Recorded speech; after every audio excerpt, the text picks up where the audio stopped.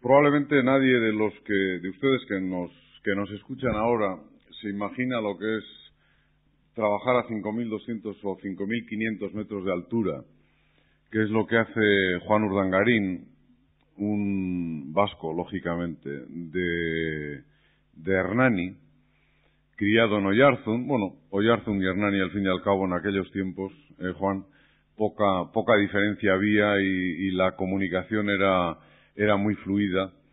Pero llega a Chile hace... ¿Cuántos años, Juan? Llegué a Chile el año 49. Son ya 40 años peleando en estas tierras, pero más que peleando, casi viviendo en tu caso, porque según me contabas antes, tuviste la suerte de encontrarte con un mundo especial, con un mundo diferente que no conocías, por supuesto, pero con un mundo en el que poco a poco te fuiste identificando, que es un mundo radicalmente diferente, físicamente hablando, al mundo que dejabas en el país. Sí, correcto. Salí de España, del País Vasco, ¿no es cierto?, siendo un estudiante. El año 49 llegué a Chile y aquí me encontré con un mundo totalmente distinto. Un mundo diferente en cuanto a amplitud de terreno, en cuanto a desierto, a soledades, a ese otro mundo distinto que uno jamás imaginó que existía en este otro mundo de América. Entonces llegué a Chile y en lugar de seguir estudiando, porque allá estaba estudiando, me dediqué a recorrer el desierto y las amplias soledades esas que siempre he hablado con ellos. Y bueno, y ahí me empecé a identificar con lo que es el norte chileno nuestro. Eso es interesante, Juan, que digas eso, porque estaba pensando yo en decirlo ya, porque la gente normalmente tenemos allí una idea diferente. Conocemos el Chile quizá, bueno, por referencias, claro, el Chile del centro, del sur, el Chile de la agricultura, y tú nos estás hablando del Chile del norte, que es el desierto, que es el terreno de los indios, donde viven los aymaras, los quechuas, los que quedan en estos países, allá en la frontera boliviana, en esa zona de los desiertos y de los amplios espacios con los que... ¿Cómo es que tú vas allá al norte? Que no era lo normal, creo que muy pocos fuisteis hacia el norte precisamente. Sí, fui al norte porque mi papá y mis tíos antiguamente, el año 1908, llegaron a Chile, precisamente al norte chileno, a ese desierto que te hablaba hasta ahora. Y bueno, ahí fue como llegué al norte chileno, no lo conocía por supuesto, llegué ahí, conocí, me gustó por supuesto que sí, me adentré en él, empecé a conocer un poquito esa cultura de los quechuas, de los aymarás, de los incas, ¿no es cierto? Y me quedé hasta el día de hoy allá. Y perfectamente a gusto, mucho más a gusto allá que cuando tienes que venir aquí a Santiago, ¿no? Pues sí. En esas soledades es como que uno se encuentra a sí mismo, ¿no es cierto? Busca algo más del ser de cada uno, se adentra, como te dije antes, en el desierto, empieza a seguir esas sendas perdidas de los antiguos mineros incas, se puede decir así, empieza a descubrir ese desierto que desconocido para uno, con sus manadas de vicuñas, con sus chinchillas, con sus avestruces, y yo que era cazador allá en España, pues encontré aquí un maná que me cayó del cielo, y recordaba siempre a mis amigos del País Vasco que estaban cazando una que otra palomita y yo aquí con manadas de vicuñas. Lo que pasa es que aquí te encontrabas con una cultura en la que, bueno, la caza era fundamental para alimentarse, pero no para entretenerse, sino para alimentarse, y entonces siempre han respetado esas manadas, porque con cazar lo que necesitaban para comer les bastaba. Y yo me imagino que tú te has ido acostumbrando poco a poco al cabo del tiempo precisamente a eso, ¿no? A participar de esa forma de vida radicalmente diferente, que es la que te hace también, bueno, pues el no sentirte tan a gusto por lo menos muchos días aquí en Santiago. Así es, así es. Íbamos para allá con toda esa gente. Yo tenía un amigo, digo amigo, aunque era un trabajador, no es cierto, mío, pero amigo, con el cual salí siempre a ir a la cordillera, tanto a cazar como a encontrar minas, porque al final uno deriva sin querer a encontrar minas o a seguir una senda que te lleva a una mina. Bueno, ¿qué tenías tú que ver con las minas, Juanito, cuando viniste acá? No tenía nada que ver, pero con ese sentido que tenemos todos los vascos de aventura y de conocer lo inapto, lo que está más allá de esa pampa, de esa cordillera, pues siempre me llevó a seguir esa senda, yendo buscando a ver a dónde iba ese camino que se perdía en la montaña o en la quebrada, y llevaba pues generalmente a una mina antigua o a una que otra quebrada con un manantial de agua donde iban a beber las vicuñas, todos estos animales que estaban por la cordillera, y así fue como poco a poco me fue gustando la cordillera y las minas. Bueno, ¿las minas es cosa tuya o ya era tradición familiar cuando tú viniste de los que habían venido antes? No, es cosa que parte conmigo en la tradición de los urdangarín, digamos. Es así como me gusta encontrar de repente piedras verdes, que son cobre, piedras negras, que son o fierro o manganeso, o piedras amarillas, que es el azufre, que es donde estamos trabajando actualmente. Estáis trabajando en el azufre, sois los mineros del azufre, por lo menos los mineros vascos del azufre en Chile. Me contabas ahora mismo ese ir por los caminos tratando de descubrir las sendas de los incas, y en alguna otra ocasión me comentabas, todavía con el micrófono cerrado, cómo casi todas esas sendas casi perdidas en ese norte chileno que es Bolivia casi, porque bueno, en sus tiempos también lo fue, porque fue el imperio inca el que llegó hasta ahí. Y cuando uno va descubriendo esas sendas semiescondidas, resulta que se da cuenta que van prácticamente de mina en mina. Es decir, que los incas no perdían tampoco el tiempo cuando llegaron en su imperio hasta acá. Así es, así es. Siempre se ha dicho, ¿no es cierto?, de que si quieres encontrar una mina buena, tienes que seguir el camino del Inca. El camino del Inca partía, como todos sabemos, del Perú, ¿no es cierto?, y llegaba hasta la parte sur de Chile, siguiendo por una parte que se va entre la cordillera de los Andes y la cordillera de Domeico. Se internaba en ese desierto y generalmente es una cordillera, está bastante rica en minerales de oro, de plata, de cobre, como todos conocemos, ¿no es cierto?, challarcillo, caracoles, en fin.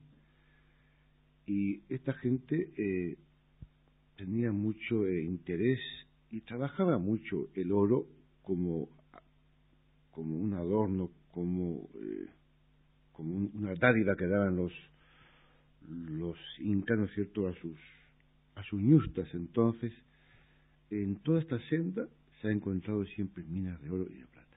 Tú te has encontrado con los indios aymarás, quechuas, que recuerdan de sus abuelos, bisabuelos o tatarabuelos, esclavos de incas, me imagino yo, en aquel tiempo, donde tuvieron que trabajar para ellos, para los incas.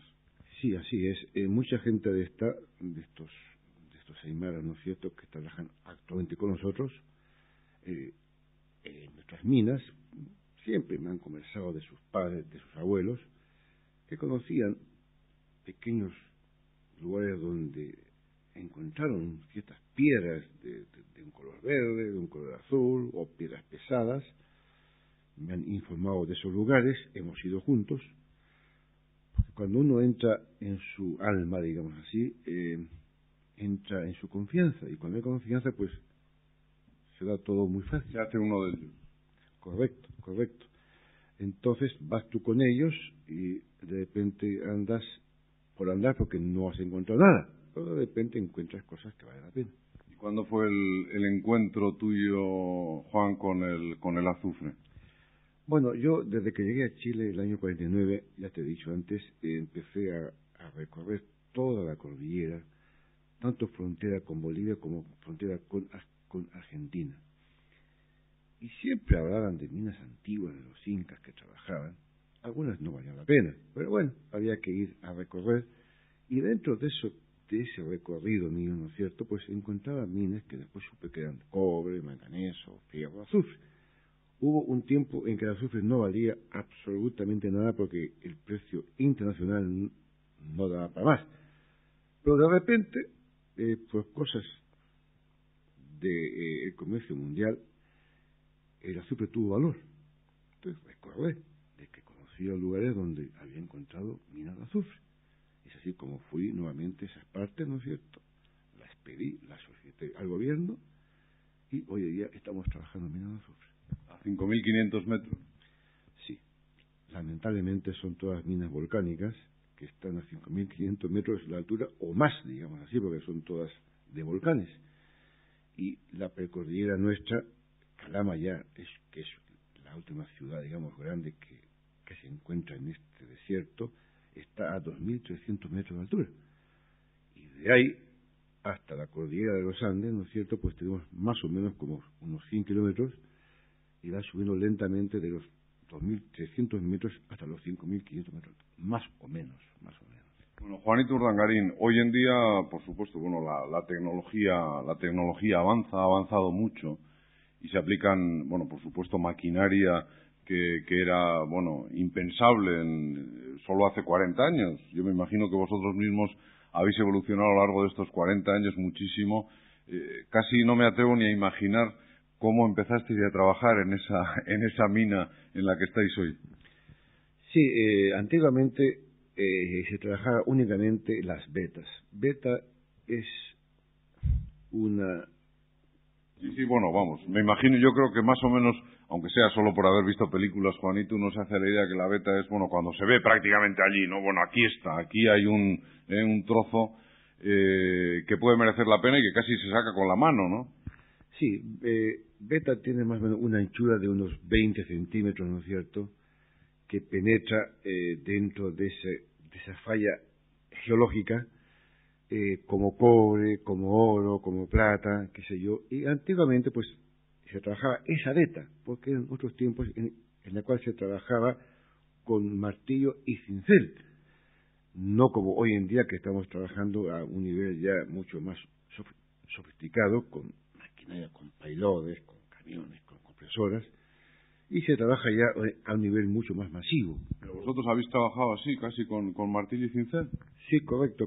Hasta el año 56, 57 se trabajaba la pura beta rica, digamos, hablando de cobre, de una ley de 15-20%, hablando de oro, leyes de 15-20 gramos por tonelada, hablando de azufre, ese azufre sublimado, natural, digamos, de una ley purísima. Y hoy en día, pues ya eso ya como que ya no es negocio, porque hoy se requiere grandes cantidades para el consumo del comercio mundial. Entonces, hoy día tú tienes que trabajar a niveles mucho más amplios. No puedes trabajar a niveles de una beta, tienes que trabajar a niveles de mantos o a rajo abierto. Bueno, antes me comentabas, es interesante yo creo para la gente, sobre todo para los que no tenemos ni idea de qué es esto del mundo del azufre, que una de las funciones principales o de las utilidades fundamentales del azufre ha sido el crear el ácido sulfuroso, ¿no? O el ácido sulfúrico. Lo que pasa es que eso ya está un poco, hay muchos más sistemas en este momento para procesar y para obtener el ácido sulfúrico. Así es, hasta hace poco, hasta el año 70, se trabajaba el azufre para producir ácido sulfúrico para la lixiviación de los minerales, de cobre, en fin, de lo que sea. Hoy en día, con tantas fundiciones que hay por el mundo, sacan el ácido sulfúrico de los humos sulfurosos. Por lo tanto, hemos perdido un poquito de mercado en cuanto a ese sentido.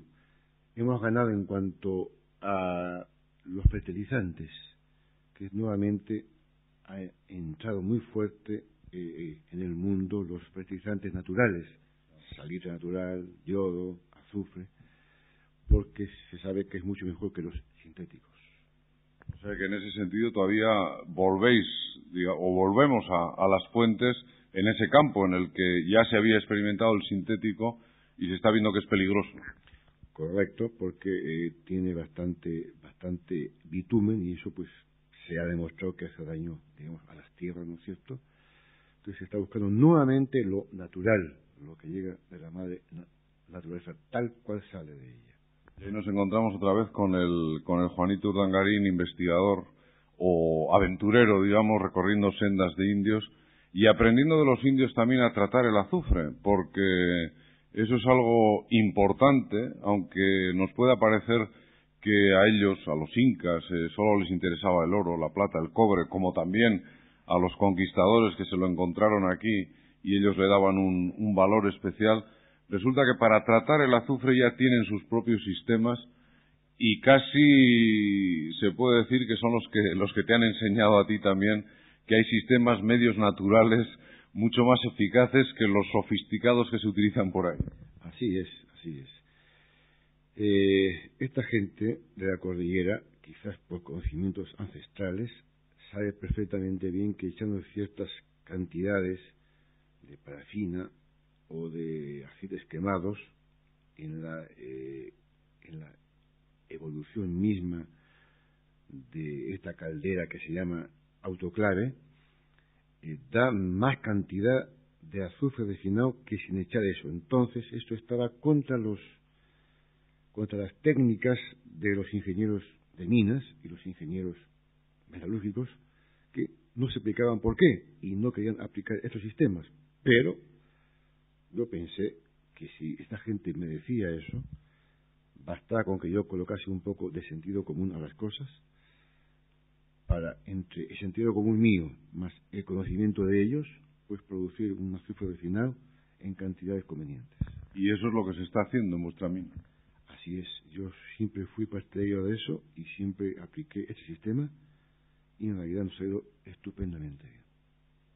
Así es como seguís, perfectamente identificados con el medio, con las técnicas de hace Dios sabe cuántos años o cuántos cientos de años extrayendo ese azufre. Así es, los jefes nuestros, por ejemplo, el jefe de la planta se llama Lucio Quispe y es un hombre quechua de ahí mismo, ¿no es cierto? Se crió, nació, ¿no es cierto?, junto con el azufre, en minas de azufre, y hoy en día es nuestro jefe de planta, y no quiero pecar, pero sabe mucho más que cualquier ingeniero químico. Por lo menos sabe mucho más que cualquier ingeniero de minas en el terreno en el que él trabaja y en el que él vive y en el que en realidad se puede decir que lleva viviendo cientos de años porque lo que él sabe lo sabían ya hace cientos de años. Así es. Y en la mina tengo también a un jefe de mina que sin ser ingeniero en explosivos sabe colocar de tal forma los explosivos que produce exactamente la cantidad que se requiere para esto. Han ido ingenieros de la DuPont, ingenieros con conocimientos mundiales de enmallaje, de explosivos y todo lo demás. Y no se han explicado cómo esta gente sin ningún conocimiento de nada sepa manejar también los explosivos. ¿No será que están mucho más identificados con su tierra, con la riqueza de esa tierra, que casi la tratan con cariño? Pues sí, también hay también parte de eso, ¿no es cierto? Porque recuerdo una vez que no nos daba mucho azufre una de las catas, porque cata es donde uno está produciendo este tipo de azufre. Entonces esta gente dijo: oiga, don Juan, aquí falta matar un llamo, y que la sangre del llamo riegue esta cata para que el azufre fluya nuevamente. Bueno, como yo os dije antes, tengo sentido común de las cosas, acepté, compré un llamo blanco, como ellos me dijeron, lo llevé para arriba, se mató, se esparció la sangre, y por arte de magia, pues nuevamente tuvimos buen azufre. ¿Por qué? No sé, pero así es. Y yo qué voy a decir después de escucharte esto, ¿quién puede decir algo? Sobre todo con la mentalidad nuestra, ¿no? Esa es la diferencia radical. Pero bueno, yo además veo, porque claro, siento el cariño que tú sientes por esa tierra, por esa gente, por el trabajo que estás haciendo, que al fin y al cabo es lo importante, ¿no? Así es. Fuera de eso también voy muchas veces, siempre, cuando voy así por la cordillera, llevo siempre un poco de vino, y ya me acostumbré, ¿no es cierto?, como una norma de vida ya, antes de tomar vino, echar un poquito a la tierra, que es la pachamama, que es el pago que uno le da a la tierra por lo que uno le va a sacar, en el caso de este azufre. Y siempre, pues, lo he hecho así. Ha sido de el gusto de ellos, de los bolivianos, ¿no es cierto?, de esta gente que está ahí trabajando, de estos quechuas.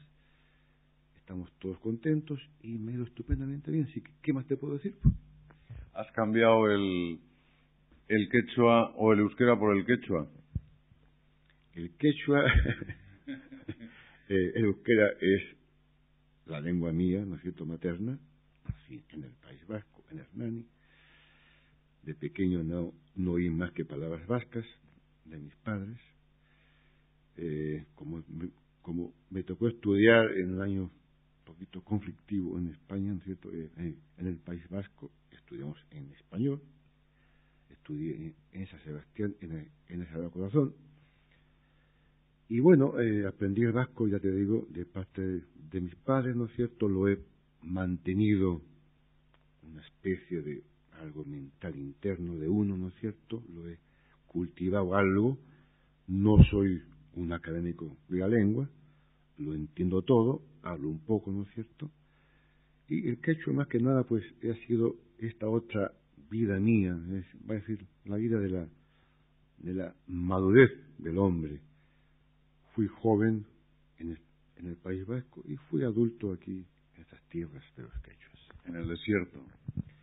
Sí, en ese desierto de amplias soledades, en ese desierto donde uno mira y ve un confín de figuras al fondo que son los Andes chilenos con los argentinos. ¿No te ha tentado, Juanito, algún otro tipo de mineral o es que no lo habéis encontrado? Sí, tenemos varias minas de cobre, de plata, pero lamentablemente la plata hoy en día no vale mucho. El cobre recién tiene un valor comercial que se podría pensar en trabajar. Pero tenemos varias minas de varias clases, también tenemos manganeso, y las distancias son tan largas en Chile que lamentablemente el transporte nos come en gran parte del valor mismo del metal. En cambio, el azufre lo tratáis allí mismo y entonces ya lo entregáis pues como hay que entregarlo, ¿no? Sí, y además pues el azufre tuvo un valor comercial bastante bueno a partir del año 70 y tanto, 75 por ahí más o menos. Todavía mantiene un valor alto por esto de los fertilizantes naturales, ¿no es cierto? Y todavía vale la pena trabajarlo. Me voy a atrever, Juanito Urdangarín, finalmente para despedirte, a animar a cualquiera de esos aventureros del país, que tantos hay, que quieran acercarse a ese mundo del desierto, a ese mundo de los quechuas, de los aymarás de ahí, de esa frontera Chile, boliviano, Argentina, a que recurra a ti cuando quiera hacerlo, porque no sé, te veo enamorado de esa tierra, te veo identificado con ella y no podría haber en este momento probablemente mejor guía, mejor compañero para conocer ese mundo a fondo que tú, que lo recibiste de ellos, de los indios. Pues mira, con todo gusto que tome en contacto aquí en Neoscoechea con Pedro Oyanguren, él se contacta conmigo. Vamos a Calama y hoy les muestro pues algo que jamás han soñado ellos en cuanto a desierto, a soledades, a minas, a montañas, en fin, a todo ese montón de cosas que es este desierto nuestro. Juanito Urdangarín, del estrecho, reducido y comprimido Valle de Hernani, se reencuentra de repente y bueno, se nos convierte en este quechua que tenemos hoy aquí, trabajando a 5.500 metros de altura con los quechuas mismos, sacando de la tierra algo que para él es más que el mineral, me da la impresión por lo que nos dice, aunque lógicamente es difícil decirlo con palabras, pero se le nota al hablar que está totalmente identificado con esa tierra. Gracias, Juanito, por estas cosas que nos cuentas, porque bueno, a uno siempre le cuesta contar lo que lleva dentro, y porque no es fácil además contarlo cuando es algo que uno lo vive. Gracias, y hasta otra ocasión en la que espero poderte encontrar allí donde es ahora tu tierra.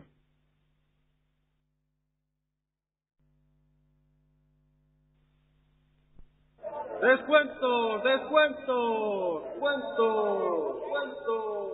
En Halcón Viajes no queremos confundirle ni con cuentos ni con descuentos. Por eso le ofrecemos el mejor precio para sus vacaciones desde el principio, sin cuentos ni descuentos. Halcón Viajes. Información y reservas 902-300-600. Atención, señores bañistas, se procede al segundo turno de baños. A la botella podrá tirarse a bomba. Naden sincronizadamente y en la misma dirección. ¿Harta de bañadores estreñidos por los productos químicos de la piscina del barrio? El Eurocupón de la ONCE viene al rescate. 10 millones de euros, más de 1.600 millones de pesetas, con los que tendrás tu propio club náutico.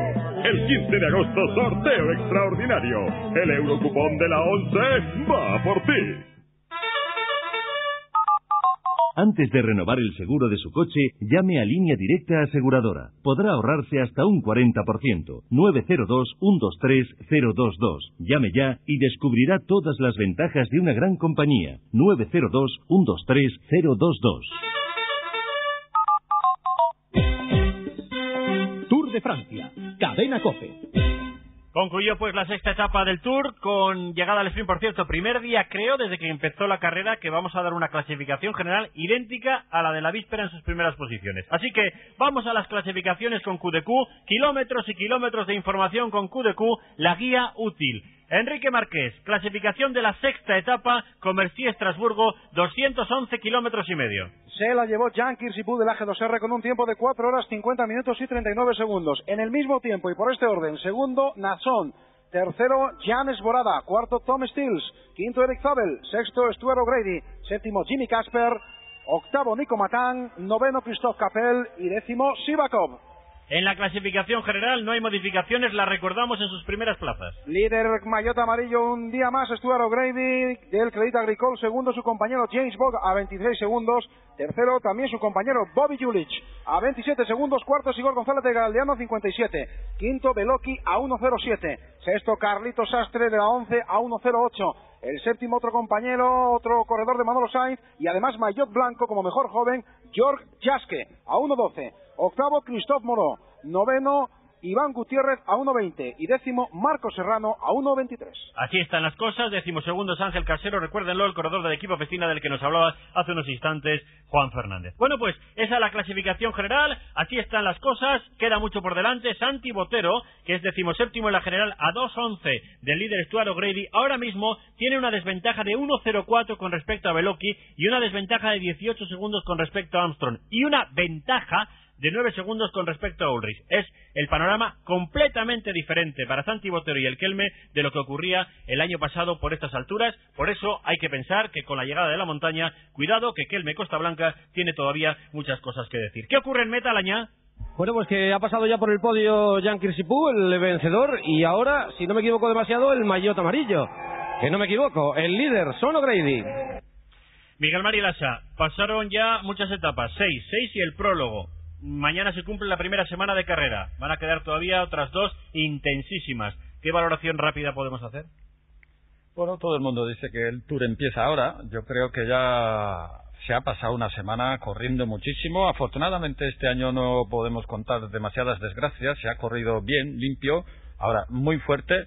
Y esto normalmente acusa. Hasta ahora hemos visto los hombres fuertes. Ayer en la etapa contrarreloj vimos quién son los líderes, quién son los hombres claves en cada equipo, porque en el momento que cogían... Bueno, mucha gente dice que va a haber muchas sorpresas, pero vamos, sorpresas ya en una carrera como un Tour y con la gente que está preparada no creo que haya. Quizás alguno que en un principio debería de estar no esté, pero vamos, yo creo que vamos a ver unas luchas bonitas porque todo está en el aire, naturalmente. Sin duda, porque este es un comentario a cuenta de la actual clasificación general, que encabeza O'Grady, insistimos, con Boix segundo a 26 segundos, Julich a 27, Igor González de Galdeano a 57 y Joseba Beloki a 1.07. Hasta aquí las clasificaciones con QDQ, kilómetros y kilómetros de información con QDQ, la guía útil.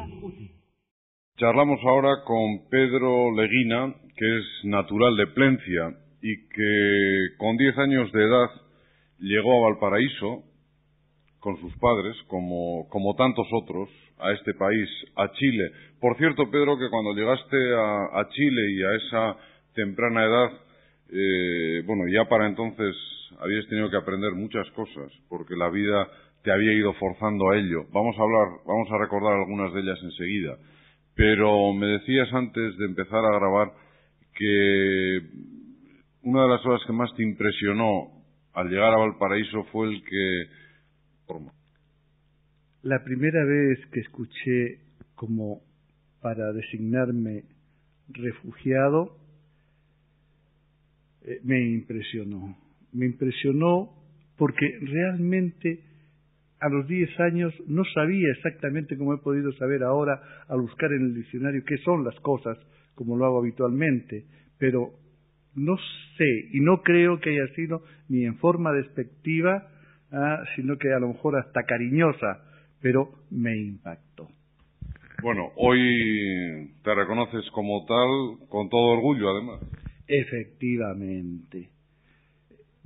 No es que celebre lo que nos sucedió, pero tampoco estoy como aturdido de lo que nos pasó, porque gracias a Dios haber llegado a Chile, creo que también es una cosa importante, porque aquí me he podido realizar y lo que pretendo, una vez realizado aquí en Chile y ya lo he iniciado, es poder acrecentar lo que de lo nuestro debemos hacer aquí en Chile, para que perdure y que nuestros descendientes también aquilaten lo que es esta raza vasca y que en el futuro tengamos más cohesión. Y hay que decirlo, en este momento en Chile estamos viviendo como una época vasquista. Vemos por las calles tantos autos con la icurriña que yo les hago seña, les digo que paren, les digo quién soy y les pregunto por qué tienen esa bandera ustedes en el auto atrás.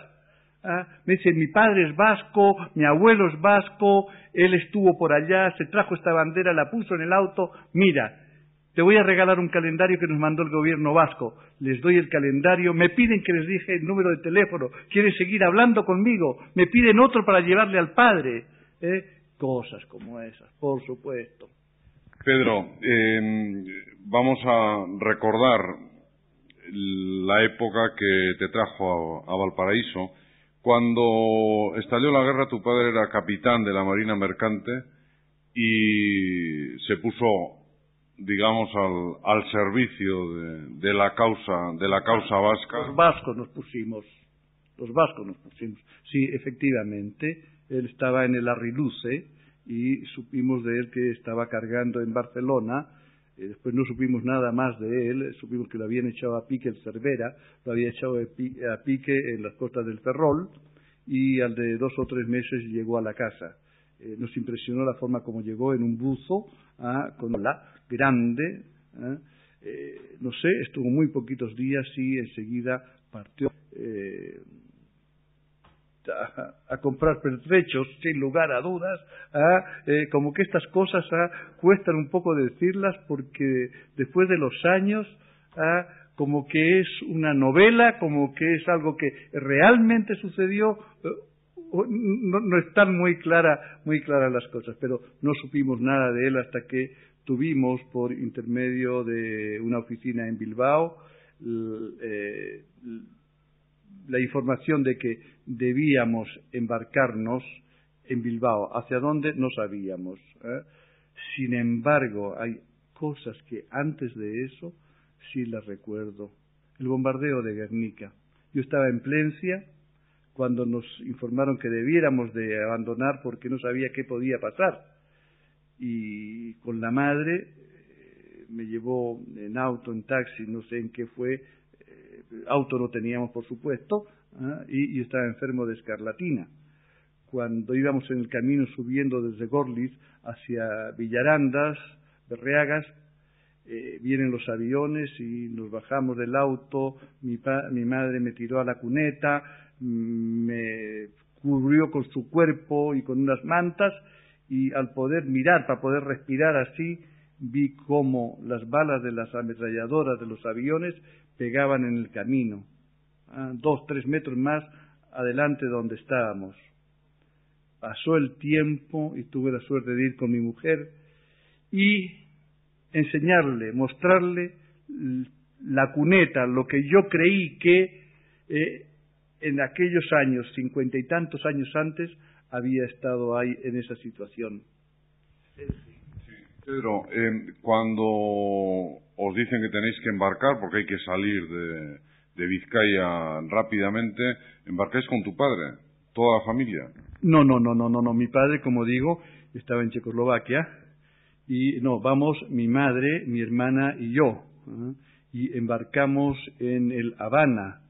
Yo no recordaba la fecha, sin embargo aquí en Chile me he encontrado con 2 personas que también salieron en el mismo viaje en el Habana, y nos reconocemos porque vivimos una tensión muy grande cuando en medio del mar, entre Francia y Euskadi, aparece de nuevo el fatídico Cervera, y gracias a la intervención de unos destroyers ingleses se alejó.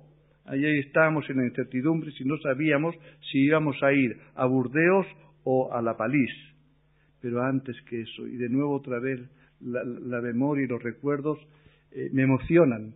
Por ejemplo, y ya la otra noche me pasó, cuando te contaba esto, me pasó lo mismo que de este instante, que me emocioné mucho porque cuando estábamos, seguramente por, no sé si importancia, por el cargo, no sé por qué cosa, nosotros teníamos camarote.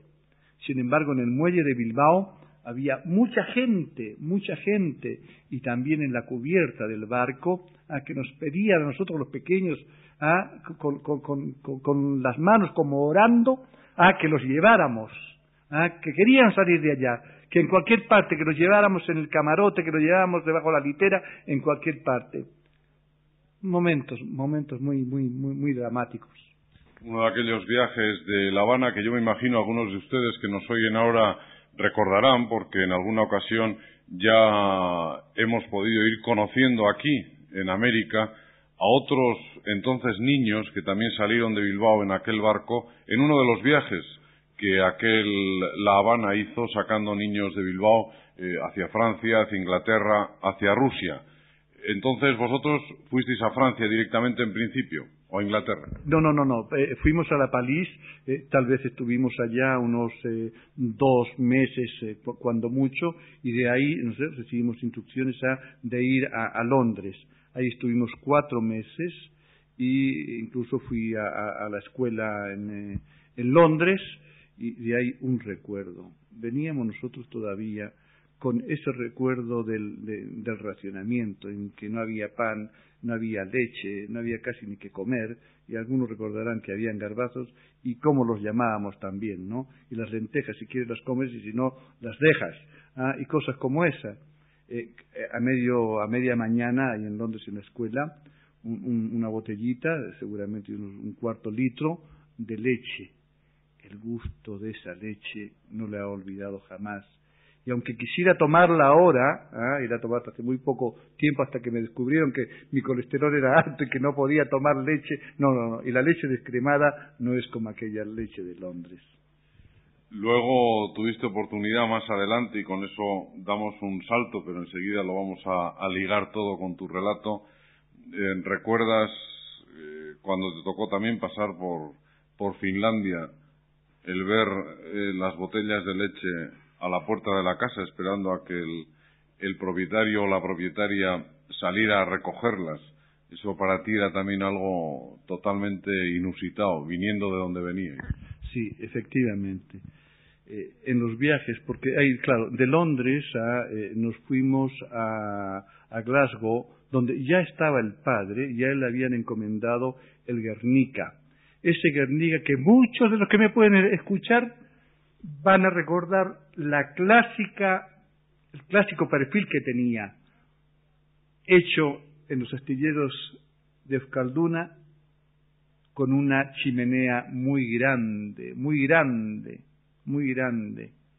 Bueno, pero vuelvo, sí, en Noruega. Sí, me llamó la atención, y seguramente no en aquella oportunidad, porque casi todas las cosas que nos han pasado, a los que hemos tenido que vivir estas circunstancias, nunca fueron ni dramáticas, ni sorpresa, ni nada. Era la vida. Y la vida nos ocasionaba cada día y a cada momento cosas distintas y dispares y dramáticas, pero que no nos moríamos por ello. Era hacerle frente y seguir adelante.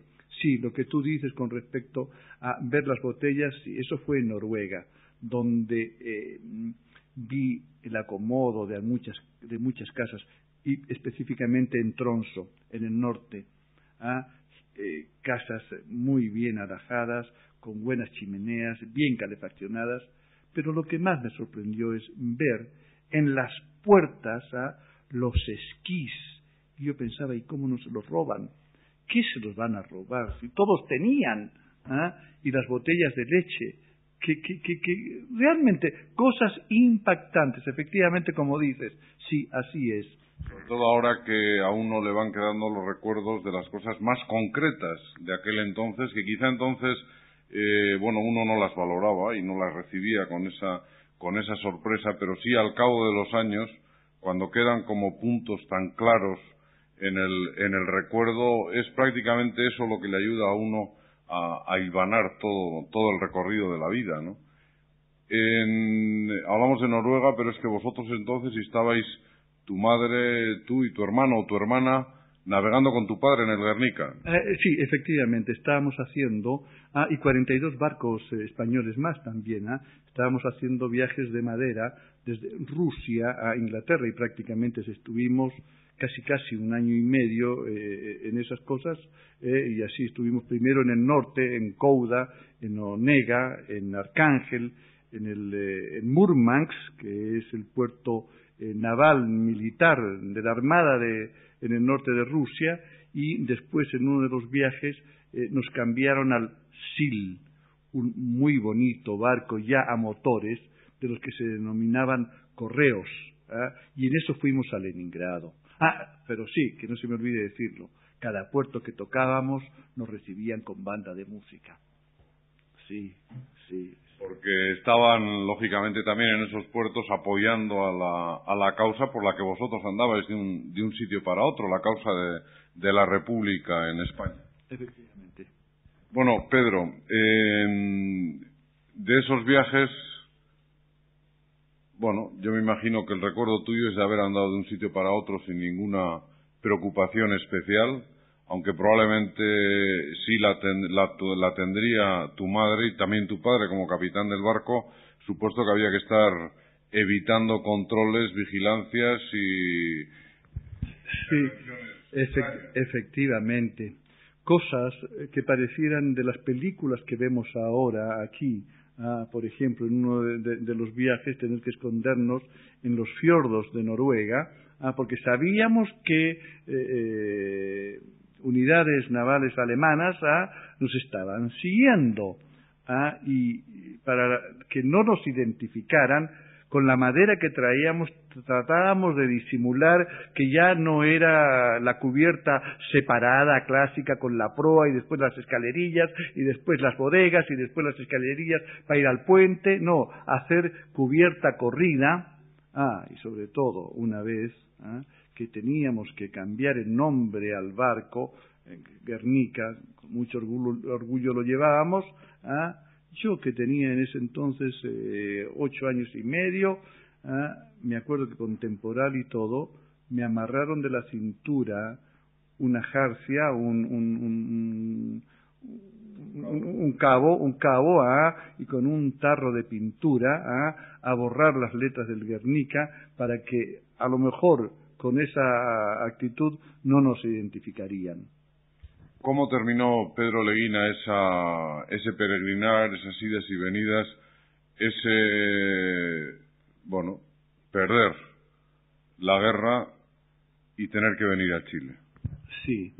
En otro de los viajes también tuvimos que recalar, hacer carbón en Tromsø, en Noruega, y ahí, al parecer, nos decomisaron, no sé si es la palabra, pero en todo caso no nos permitieron salir y hubo, parece que, un pleito, el cual efectivamente lo perdimos.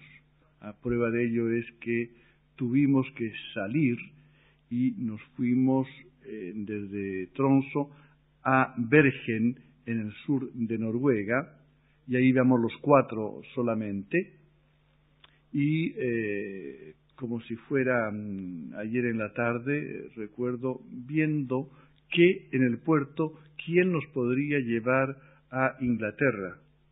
Y comíamos un pedazo de pan y me acuerdo 3 tomates para los 4, porque sí, teníamos dinero, mucho dinero. El padre llevaba una maleta que tenía que devolver en Londres, porque entonces, como los barcos no tenían crédito en los puertos, toda la alimentación y el combustible tenía que ser pagado de inmediato. Pero ese dinero no nos pertenecía, por consiguiente no lo tomábamos y así nos pudimos ir, y también lo recuerdo con mucha, no amargura, sino que con emoción. Nos fuimos en la enfermería de un barco desde Bergen a Inglaterra, a Newcastle. ¿Ahí es donde se prepara ya la salida definitiva hacia Chile? En ese momento, ¿dónde ir? Era asunto de mirar a dónde podíamos ir. No sé.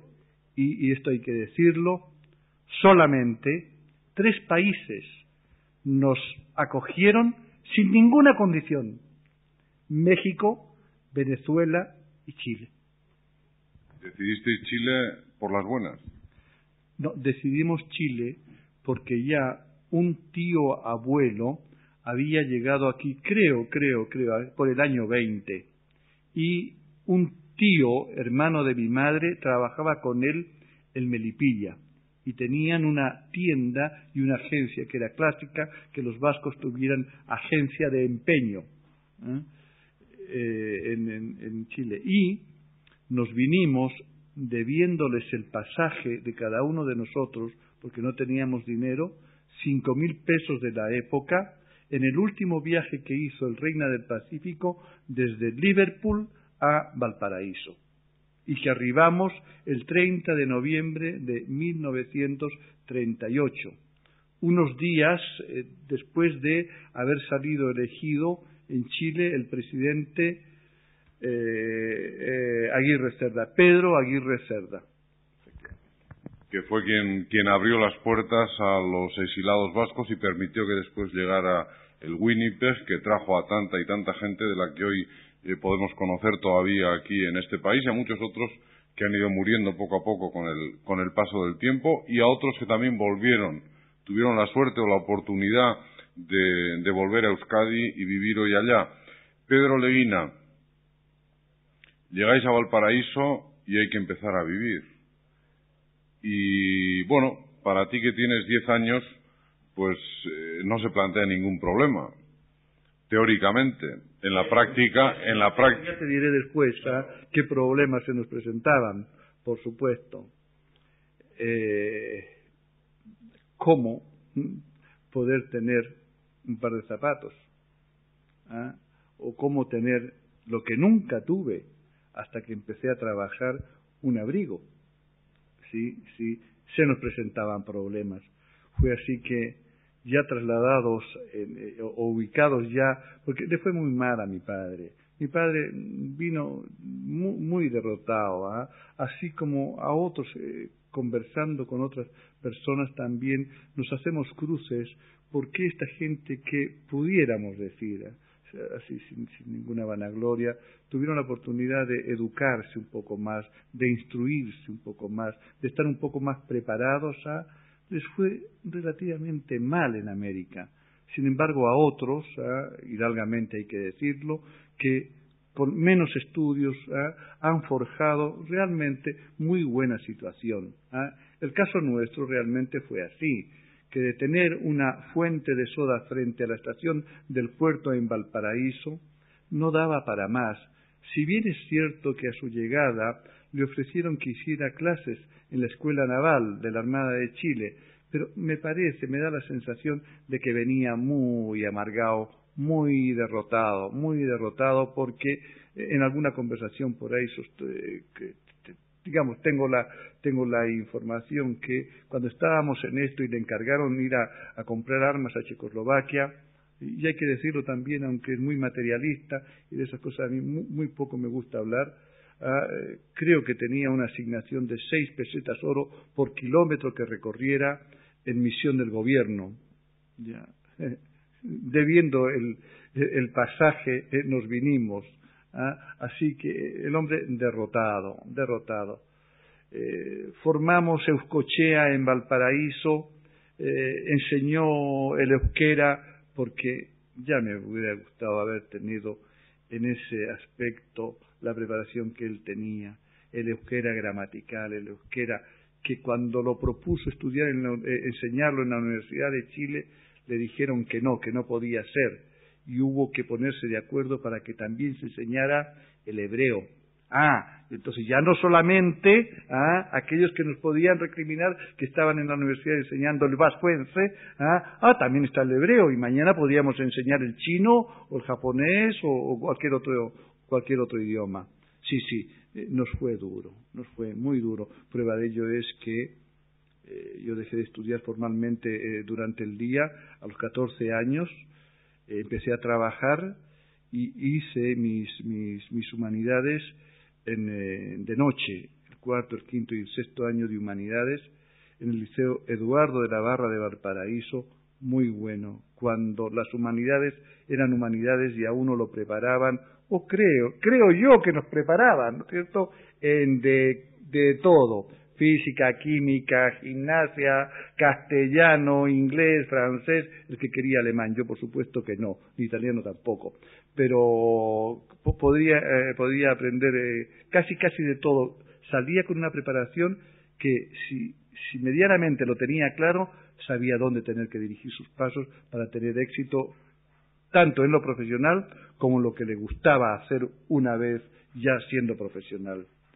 Pedro Leguina, con esa experiencia tuya de los primeros años de la vida, que dicen son los fundamentales, los principales para marcar el futuro de las personas tan duros, aunque ya sabemos que a esas edades las cosas se viven de otra forma, pero duros por la experiencia que tuviste que vivir como tantos otros, te enfrentas a la vida con una postura quizá más abierta también que muchos otros, con más realismo probablemente, con más capacidad de análisis también, ¿por qué no? Puesto que tienes la referencia de lo que ha sido tu vida anterior y seguramente valoras cosas que hoy en día no se valoran demasiado en la vida, como puede ser la relación personal, el aprecio a las personas, el agradecimiento a los que te han estado ayudando durante tantos años, porque lo necesitasteis. Sí, efectivamente, yo creo que es condición sine qua non de un hombre bien nacido, es ser agradecido. Por supuesto, si no hubiera tenido yo gente que me hubiera ayudado, seguramente que no habría alcanzado, y vuelvo a repetir, y esto insisto, no valores materiales. Gracias a Dios, los valores materiales que yo he querido los he conseguido todos, absolutamente todos, con una casa modesta, recibida como beneficio de empleado particular que fui, y que eran viviendas económicas en que afortunadamente la he podido ir transformando y haciéndola a mi gusto y a nuestro estilo, con la icurriña izada en cada oportunidad que corresponde a nuestras fiestas y a las fiestas de Chile junto a la bandera chilena. Automóvil, sí, por supuesto, y ahora, no me van a creer, pero hace un mes tengo también un departamento en Viña del Mar en que espero que tanto mi mujer como yo podamos, cuando ya no tengamos la fuerza que aún todavía tenemos, a pasar nuestros días futuros. Porque tu mujer es de Viña, ¿no? Sí, mi mujer es de Viña, es nieta de vascos de apellido Oyarzún, cuyo padre nacido en Chiloé, y su madre venida de nuestra tierra. Hay que volver a Viña para encontrarse uno a gusto, y yo me imagino mirando a ese mar por el que entraste, recordarás muchas más cosas y bueno, y te reconciliarás un poco también con lo que fue el pasado que quedó al otro lado de ese mar. Pero uno aprende a valorar en la vida cosas en este país, y cuando uno habla de América, en Euskadi, por ejemplo, o en Europa en general, está pensando en plata, en mucho éxito, en mucha riqueza. Vosotros no vinisteis pensando en eso, veníais pensando en poder vivir, algo que se os negaba en el propio país, y eso te hace valorar en la vida cosas que, bueno, pues que quizá, lo que decía antes, ¿no? Hoy no se valoran tanto y miramos más a la plata que se puede hacer en estos países, pero probablemente sin respetar demasiado, sin tener muchos criterios éticos, porque eso es un poco la realidad de esta América. Sí, efectivamente. No. Para mí el dinero y los bienes materiales, y no es postura, están qué sé yo, no sobrevalorados. No, con lo que tengo es suficiente, pero lo que sí, con quien tenía una deuda muy grande era con mi Euskadi. Es así que hace 3 años tomé la determinación, porque aquí en Chile se jubilaba con 35 años.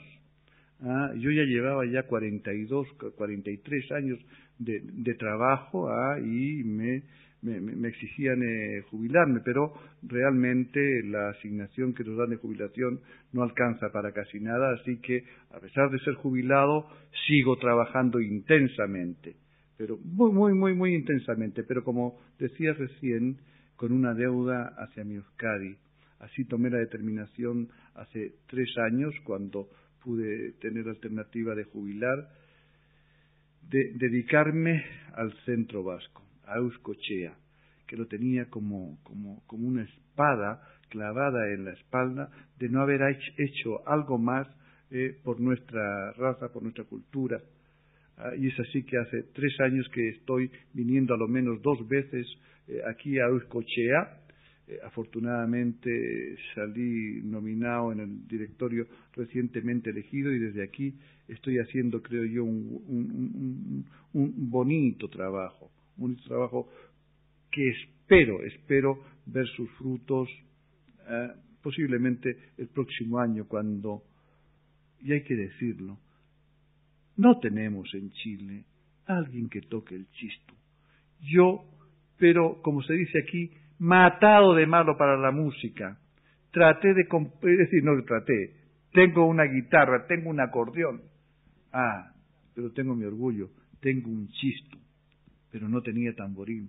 Pero cuando en las Semanas Vascas de hace 2 años atrás vino un concertista, le compré el tamboril. Todavía no sé tocar el chistu, pero mira, hoy es lunes, el miércoles empiezo con mis clases de música. Una vez me inscribí en la Universidad de Chile para estudiar música, porque sé que el futuro de cualquier instrumento, y más este que es tan difícil, es no por oído cuando uno no tiene condiciones, así, a lo bruto, a lo vasco, con boina, no sin boina como dicen algunos, voy a tratar de estudiar el chistu.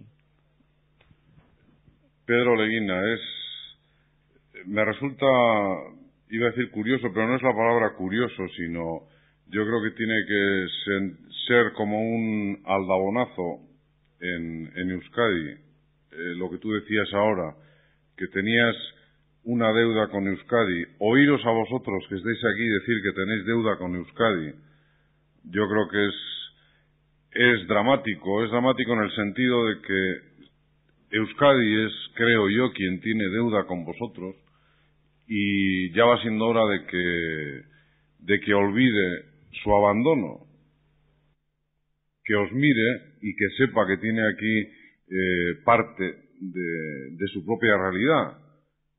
Yo creo que todavía hoy en Euskadi está olvidado, y lo digo para ustedes que nos escuchan, y si no, piensen ustedes qué saben de Chile, qué saben de los vascos que viven aquí, o en Argentina, o en México, o en Venezuela. Yo creo que estamos a tiempo todavía de tenerles en cuenta y de obrar en consecuencia, claro.